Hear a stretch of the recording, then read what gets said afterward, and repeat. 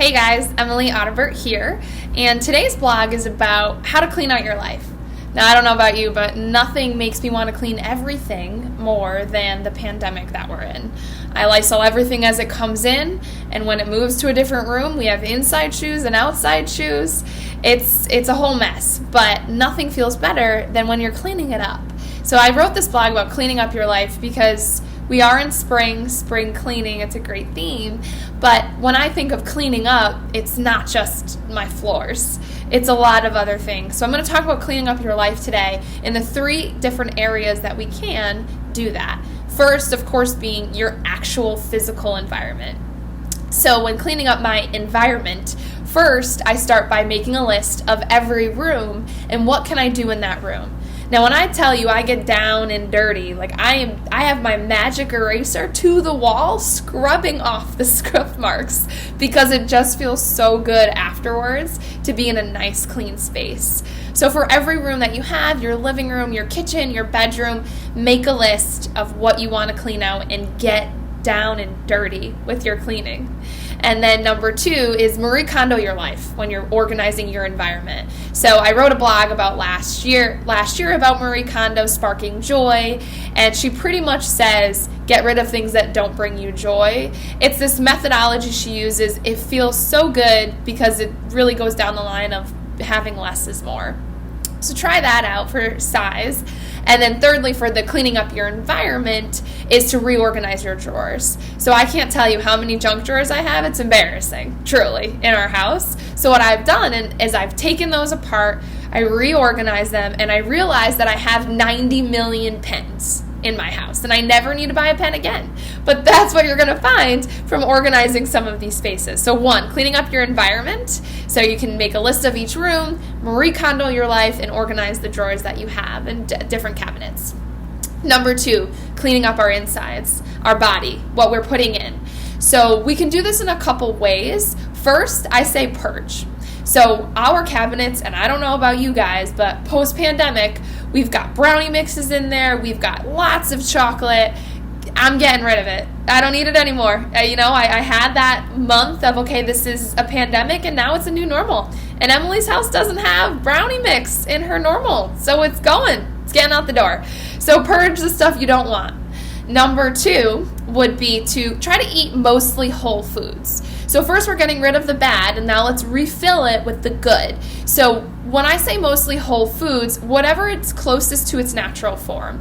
So for example, eat a potato and don't eat a mashed potato mix out of a box. Or eat a real apple and not apple fruit chews.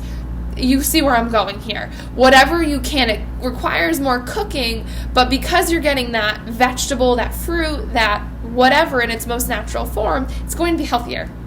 So try to stick with whole natural foods, not processed, not boxed. Yeah. And then number 3 for keeping our insides clean is drink all the water. Drink all the water. Try to drink half your body weight in water. I actually plan out when I'm going to drink certain water throughout the day to make sure I'm staying hydrated, because nothing is better for you than being hydrated. So 1, get rid of the bad. 2, refill it with the good. Refill all the good stuff in there, not the box stuff. And number 3, drink all the water. And then finally, we want to make sure our headspace is positive too. So we're cleaning up our physical environment. Then we're cleaning up the insides, making sure we're putting good stuff back in. And now let's clean up our mind. Because I don't know about you guys, but if there's anything in my life that needs a constant cleanup, it's my thoughts. It's the way I think. It's my stress. Whatever that is for you. So there's 3 things that I've been working towards to clean up my mind. Number 1 is I always practice gratitude. So by practicing gratitude, I write every morning 5 things I'm grateful for, and at night I write 10 things that happened to me that day that I was just so great.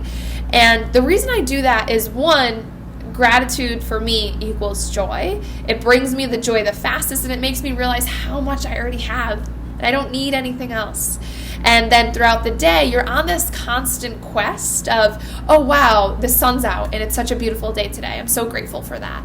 And it keeps you in that mind and that state of gratitude. So I practice gratitude every day. Number 2, I have positive affirmations. So if I'm ever finding myself in a difficult situation or if I'm a little negative, I just say, you know what, everything's going to be okay. it's going to be okay. I'm going to be okay. It's okay. It's always okay. And I just repeat that in my mind over and over and over again. And then eventually it is. Eventually it's all okay. And then number 3 is I watch what I put in my mind. So I try to make sure I'm listening to happier, upbeat music. I'm watching happier shows and not the depressing, deep, dark murder mysteries that I love so much. And then I also read positive books. So, and I limit my social media intake. So what you're looking at, what you're reading, what you're watching, that attributes to how you think and how you feel. So make sure what's coming in is positive too. So cleaning up our life this month of April, we are going to first clean up our environment, then clean up the foods and what we're putting back into our body to make sure that's clean, and then 3, cleaning up our minds and staying in a positive track. Guys, we're going to feel so good post-quarantine. I believe you. I believe in you. I believe in me. We can get through this together. All right. Good luck out there.